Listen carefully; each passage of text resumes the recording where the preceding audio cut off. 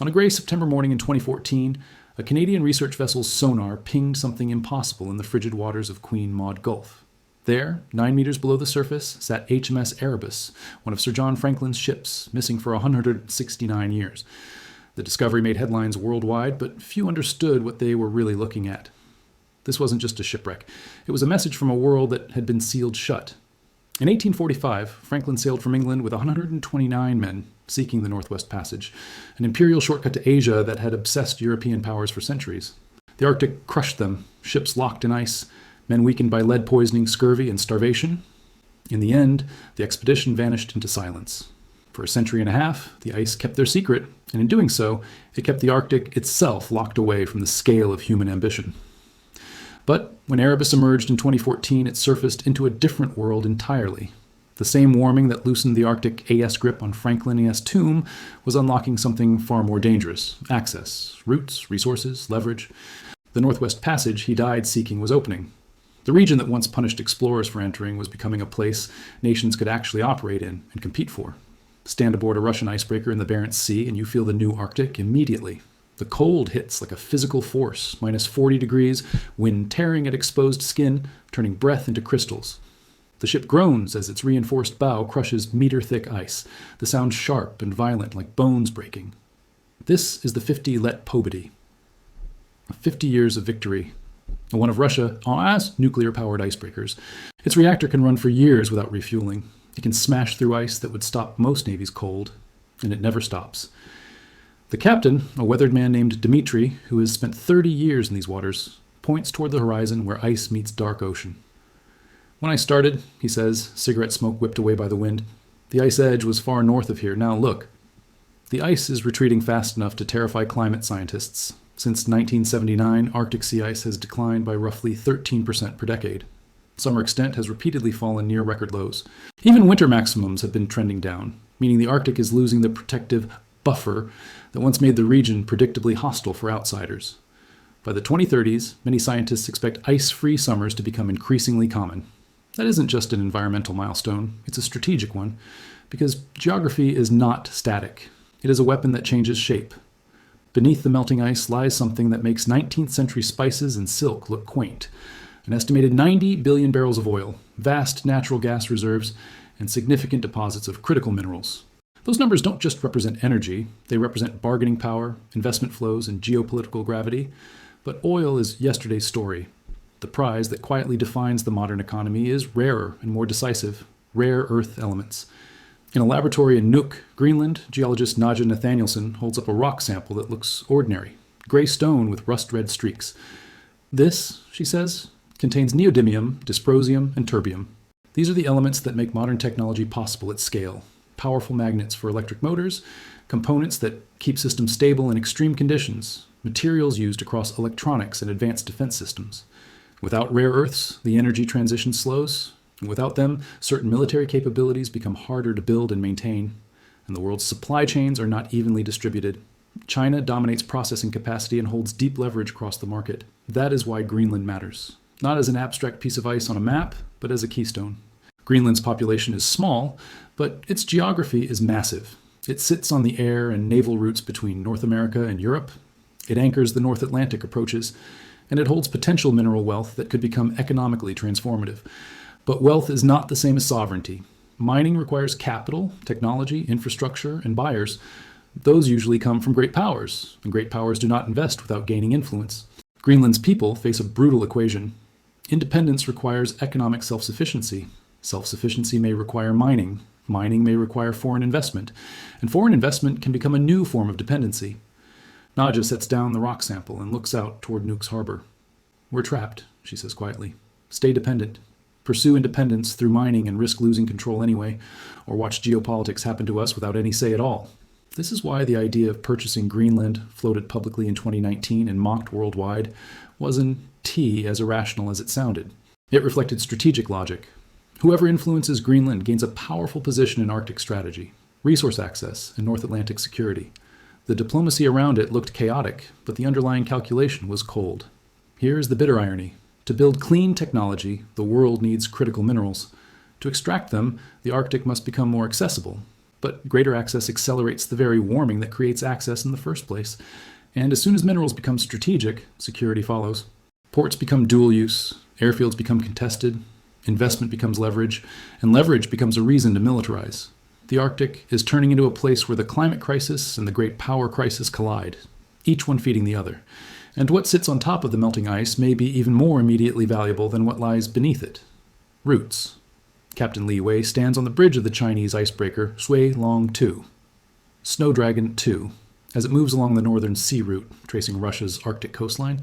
Launched in 2019, it is China's first domestically built polar icebreaker. A generation ago, China had no place in the Arctic conversation. Today, it insists it does. We are a near-Arctic state, Li says, repeating the phrase Beijing coined to justify its presence far from Chinese territory. The official justification is climate. The Arctic affects global systems, and global systems affect China. That is true, but it's not the whole truth. The real reason is leverage. The northern sea route can cut shipping distance between Asia and northern Europe dramatically compared to traditional routes. It reduces time, fuel, and cost, and it bypasses several maritime choke points where U.S. and allied naval power can shape outcomes in a crisis. Routes are not just commercial conveniences, they are strategic options. Options are power. Over the last decade, traffic along this corridor has increased, driven mostly by Russian energy shipments, especially liquefied natural gas moving from Arctic projects to Asian markets. International usage is still limited by seasonal conditions, insurance costs, and political risk, but the direction is clear. The route is becoming more viable, and every improvement in predictability increases its strategic value. Russia sees the northern sea route as an economic lifeline. The coastline, ports, and support infrastructure sit along Russian territory.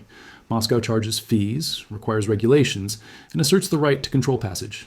In a conflict scenario, that control becomes a tool. Access can be granted, denied, or priced as a form of pressure. China sees something else, an alternative path out of maritime vulnerability, a northern extension of its trade and infrastructure strategy. It calls this the Polar Silk Road. The phrase sounds commercial, but it carries the same DNA as all strategic infrastructure. Build the lanes, build the dependencies, normalize presence, and reduce your adversary's ability to isolate you. This is why Chinese investment has probed across the Arctic world. Ports, mining ventures, research facilities, and communications infrastructure. Each project can have legitimate civilian value. In the Arctic, that doesn't matter. Everything is dual use. The same icebreaker mapping ice conditions can map seabed terrain. The same satellite monitoring sea lanes can track naval movements. The same port designed for cargo can host military vessels when politics shifts. Small Arctic nations understand this instinctively. When Greenland needed airport upgrades, Chinese construction interest raised alarm in Copenhagen and Washington. The fear was not simply commercial influence, it was future access. The Arctic punishes short-term thinking. Anything built there is built for decades. Follow the map further north, and the commercial story becomes a legal battle. In a UN conference room, Russian officials present geological surveys, seismic data, and bathymetric maps. Their claim is that the Lomonosov Ridge, an underwater mountain range stretching across the Arctic Ocean, is a natural extension of Russia and S-continental shelf. Under the UN Convention on the Law of the Sea, that geological connection could justify extending Russia's rights over seabed resources far beyond the standard exclusive economic zone. If accepted, Russia's claim could reach toward the North Pole. Canada objects. Denmark objects, arguing the ridge connects to Greenland. All sides speak in the language of science and law, but the meaning underneath is simple: control. In 2007, Russia dramatized the claim by planting a titanium flag on the seafloor beneath the North Pole. Canada's response was furious. You can't just plant flags and claim territory. Russia's response was silent and more effective. It continued building the capacity to operate year-round in a region where distance and cold have always been the ultimate gatekeepers. The deeper issue is that even when law functions, it functions slowly. The UN Commission that evaluates continental shelf claims is technical, not military. It can recommend, it cannot enforce. Where competing claims exist and politics harden, geology alone does not resolve disputes. In the end, the facts that matter are the ones backed by presence and power, and this is where the Arctic becomes dangerous. Because Russia is not approaching the region as a future opportunity, it is approaching it as an existential zone, one tied to nuclear strategy and national survival. Russian aircraft probe NATO airspace and trigger intercepts that now feel routine. Over the past decade and a half, Russia has reactivated or constructed major installations along its Arctic coast. Some are modern, self-contained bases designed for extreme temperatures. They host radar systems, air defense, and logistical support that turns the Arctic from a seasonal frontier into a year-round operating space. Russia has also deployed systems designed to deny access. Layered air defense, coastal missiles, and forward air assets adapted for polar conditions. This isn't just about defending economic projects.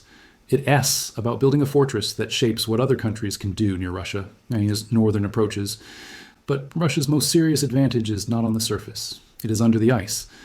The Northern Fleet, based near the Kola Peninsula, is a pillar of Russia's strategic deterrent.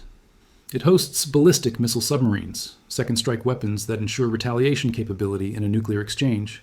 Under Arctic ice, submarines can hide, complicate detection, and preserve the threat that deters attack. This is the logic of the Bastion strategy. Protect an Arctic sanctuary so secure that even in the worst-case scenario, Russia's submarines can survive long enough to respond. It turns the Arctic into a cornerstone of nuclear doctrine. That is why the region is not simply important. It is necessary, and it is enforced by something surprisingly unglamorous but decisive: icebreakers. Russia operates a large fleet, including nuclear-powered heavy icebreakers. They don't just support shipping. They enable patrols, logistics, infrastructure, and military reach in seasons that still stop most countries. The United States, by contrast, has struggled to maintain a comparable icebreaking capability. The result is a gap in presence, and in the Arctic, presence is policy. Russia's message is clear: we can operate through winter. You cannot. That is the foundation of dominance. Then, in 2022, the geopolitical temperature changed everywhere, and the Arctic changed with it. When Russia invaded Ukraine in February 2022, the war's Arctic consequences received less attention than tanks and missiles on television screens. But strategically, the shockwave traveled north immediately. Neutrality collapsed. Finland and Sweden, countries with long traditions of avoiding military blocs, applied for NATO membership. Finland joined in April 2023. Sweden followed in March 2024. That decision did not just reshape the Baltic region, it reshaped the Arctic map. Finland shares a long border with Russia, including in the far north. Sweden controls key access and depth around the Baltic approaches. Norway had once been NATO's lone direct Arctic border with Russia. Now Russia faced a broader, stronger NATO presence across its northern flank. The Arctic stopped being a special zone, where cooperation could survive tension elsewhere. It became a theater of the same conflict, only colder, darker, and harder to manage. The Arctic Council, created in 1996 as a forum for the 8 Arctic states to coordinate on environmental and scientific issues, effectively froze. Cooperation was suspended. Joint projects stalled. Data sharing weakened. The kinds of practical coordination that matter most in the Arctic, search and rescue, spill response, shared monitoring, became casualties of wider distrust. And in the Arctic, mistrust is not abstract. It gets people killed. In Utqiagvik, Alaska, an Inupiaq whaling captain named Samuel Kaliak explains the rupture simply. Communities across the Bering Strait have shared knowledge for generations: ice conditions, whale movement, storm patterns. When governments stop talking, local people feel it first. We used to share information, he says. Now we can't. The governments don't trust each other, so we suffer. At the same time, Western corporations withdrew from major Russian Arctic projects, stepping away from partnerships once described as essential to global energy supply. Some projects became technologically stranded by sanctions, especially those requiring specialized equipment and expertise. Russia did not stop developing the Arctic. It shifted its partnerships. China stepped in. The logic was straightforward. Russia has geography, but needs capital and technology. China has capital and industrial capacity, but needs resources and routes. Under pressure, the two sides became more useful to each other. Arctic energy projects illustrate the relationship. Large LNG facilities in Russia's north became partially financed and supported by Chinese state-linked entities. Specialized ice-class carriers, supply chains, and long-term purchase agreements linked Arctic production to Asian demand. The West tried to isolate Russia. In response, Russia accelerated its pivot. China gained discounted resources, strategic influence, and a stronger position in Arctic logistics. But China's Arctic game is not limited to Russia. Outside Russian territory, Beijing's approach is often patient and indirect. Investment attempts, infrastructure interest, research presence, commercial partnerships that slowly normalize the idea of China as an essential Arctic stakeholder. Even when deals are blocked, the pattern reveals intent. In the Arctic, dependence is a currency. If your ports, cables, airfields, or mines rely on a partner, that partner becomes part of your strategic reality. This is why communications infrastructure has become a fault line. Cables, satellites, and data links are critical in a region where distance makes redundancy hard. But communication systems are also sensitive. They can be monitored, disrupted, or weaponized. That is where the Arctic's silent war begins. Undersea cables carry the vast majority of global intercontinental internet traffic. In the high north, cables are fewer, routes are limited, and repairs are harder. That makes them tempting targets and powerful vulnerabilities. After the Nord Stream pipeline explosions in 2022, security planners across NATO treated undersea infrastructure differently. The lesson was not only that infrastructure can be attacked, it was that attribution can remain contested long enough to prevent clear retaliation. In other words, sabotage can become a strategic tool. In October 2023, a cable connecting Svalbard to mainland Norway was damaged. Initial explanations pointed to accidents or natural causes. Then inspections raised questions. Suspicions followed. Denials followed. The outcome mattered less than the message. The Arctic is ideal for gray zone operations because the environment provides cover. Cyber attacks and electronic interference have become part of the same pattern. GPS disruptions occur in northern regions, creating risks for aircraft and maritime navigation. Cyber incidents target energy and government systems, especially during periods of elevated tension. Attribution is difficult by design. The objective is often not destruction, but uncertainty, forcing the opponent to spend, to worry, to doubt. And then there are close encounters. In March 2024, during routine operations, a U.S. Navy submarine surfaced through Arctic ice and discovered a Russian submarine surfaced nearby, close enough that crews could see each other across the frozen surface. Both vessels were potentially armed with strategic weapons. Both commanders had to interpret the other's presence in real time. Nothing happened. But the significance is obvious. The Arctic is no longer empty. More presence means more friction. More friction means more chances for miscalculation. It is here, in this quiet escalation, that the Arctic begins to resemble the Cold War, except with more actors, more infrastructure, more commercial stakes, and a climate system collapsing underneath it all. Yet, for the people who actually live in the Arctic, none of this feels like a new frontier. It feels like the oldest story on Earth, outsiders arriving because they discovered value. Near Ilulissat, Greenlandic Inuit poet and former politician Akaluk Linga watches a glacier calve into the sea. The crack is sudden, like artillery. A wall of ice collapses, sending waves outward. For tourists, it's a spectacle. For locals, it's a funeral. My grandfather hunted from dog sleds on ice that no longer forms, he says. My children watch cruise ships come to photograph the melting that is destroying our way of life. And now, you who are telling me the land that sustained us for thousands of years is suddenly the world's most valuable strategic territory? Across the Arctic, indigenous peoples, Inuit, Sami, Nenets, Aleut, Yupik, and others, watch militarization and extraction advance into places they have lived with for generations. When outsiders find value in indigenous land, indigenous people are usually the ones expected to adapt, relocate, or accept compensation that never equals what is lost. Organizations like the Inuit Circumpolar Council have pushed for stronger indigenous voices in Arctic governance, arguing that security and development must include local rights and environmental protection. But as tensions rise, those voices are increasingly sidelined. In moments of strategic anxiety, sovereignty overrides consultation. Military bases are built because states decide they must be built. Radar systems go up because governments fear vulnerability. The Arctic becomes less a homeland and more a buffer zone. Greenland sits at the center of this contradiction. Independence has long been a political aspiration, but independence requires economic self-sufficiency. That usually means resources. Rare earth elements, hydrocarbons, and strategic infrastructure offer potential revenue, but only with foreign investment in technology. And foreign investment rarely comes without strings. Taken together, oil, gas, critical minerals, and long-term control over strategic shipping routes, various estimates place the potential economic value of the Arctic at up to 30 trillion. Not money waiting in a vault, not guaranteed profit, but strategic value, the kind that reshapes global priorities and redraws geopolitical maps. That number explains why the Arctic is no longer treated as a remote periphery. It explains why military planners, energy companies, and global powers are willing to accept enormous risk in a region that was once dismissed as uninhabitable.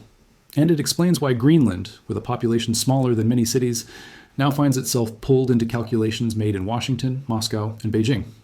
Naja Nathanielson, the geologist, understands this reality from both sides. She knows the numbers. She understands the mineral potential and the fiscal arguments for development, but she also sees what could be lost. We're not just victims, she says. We understand the science and the economics, but we also understand how quickly control slips away once extraction begins. For Greenland, the danger is not only environmental damage, it is political gravity. The risk of replacing dependence on Denmark with dependence on whoever finances the mines, builds the ports, or guarantees the buyers. Independence pursued through extraction could paradoxically weaken sovereignty rather than strengthen it. This is not unique to Greenland. Across the Arctic, indigenous communities face the same pattern. Decisions made far away, justified by national security or economic necessity, implemented locally with limited consent. Yet indigenous resistance has also produced real, if uneven, power. In Canada, the creation of Nunavut granted Inuit a degree of self-governance over a vast territory. Land claim agreements give indigenous organizations leverage over development, consultation rights, and revenue sharing. In Alaska, native corporations pro solitis control significant land and assets, forcing negotiation when military or energy projects expand. Even in Russia, where indigenous autonomy is more limited, local resistance has slowed or reshaped some projects. These gains matter, but they exist within boundaries set by the state. When strategic competition intensifies, those boundaries tighten. Alongside the human struggle runs an environmental one that does not negotiate. The Arctic is warming roughly twice as fast as the global average. Ice loss exposes dark water, which absorbs heat, accelerating further melting. Permafrost thaws, releasing greenhouse gases. These are not distant projections. They are active processes reshaping climate systems now. The consequences travel south. Weather patterns destabilize. Extremes intensify. What happens in the Arctic does not stay in the Arctic. And here, the paradox sharpens. The more the Arctic melts, the more accessible it becomes. The more accessible it becomes, the more valuable it appears. The more valuable it appears, the harder nations push to secure it, often through militarization and extraction that accelerate the very melting that created opportunity in the first place. It is a spiral driven not by ignorance, but by rational calculation under pressure. From the perspective of great powers, the logic is clear. Control routes, secure resources, deny rivals advantage. From the perspective of those who live there, the logic feels familiar. History repeating itself in colder terrain. This is why the Arctic is no longer just an environmental story, or a resource story, or a security story. It is all three at once, compressed into a single fragile region. And as ice disappears, the margin for error disappears with it. The Arctic was once a place where human ambition broke against nature. Now nature is retreating, and ambition is rushing in to fill the space. Whether humanity can resist turning $30 trillion in potential value into a catalyst for irreversible damage remains an open question. But the window to decide is closing fast. If you've made it this far, thank you for watching. This is Econ Empires, where we go beyond headlines to understand the forces that build power, reshape nations, and quietly push the world toward crisis. If you found this analysis valuable, consider liking the video. It helps more than you think. Subscribe if you want deeper, long-form breakdowns of geopolitics, economic history, and the hidden systems shaping our future. And let me know in the comments. Do you think the Arctic becomes a space of cooperation, or the next great conflict zone? Because the ice is melting, the stakes are rising, and the decisions being made now will echo for generations. Thanks for watching.